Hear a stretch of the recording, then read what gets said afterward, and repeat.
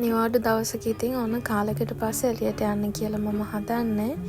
ඉතින් ටැක්සියක් අරගෙන මම යන්න හදන්නේ ළඟම තියෙන මෝල් එකට.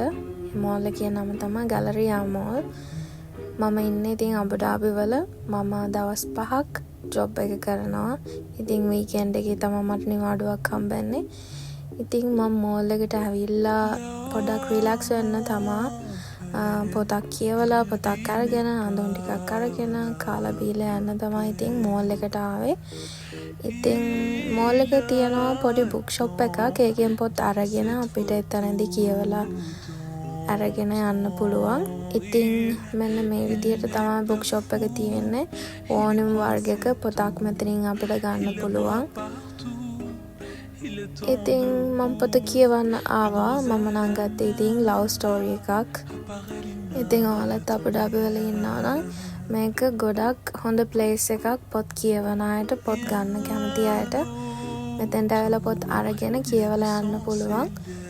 ඉතින් මම ලන්ච් එක ගන්න ආවා. ඊට පස්සේ ඉතින් මම කෑම කාලා ගෙදර යන්න තමයි හදන්නේ. මෙන්න මේක තමයි මම අද හදන් ගියේ.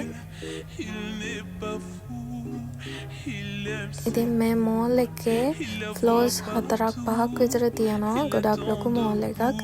ඉතින් ඔයාලට මුළු දවසම මෙතන ස්පෙන්ඩ් කරන්න පුළුවන් වෙනවා නම්. ඉතින් ඔහොම තමයි මගේ දවස ගියුනේ.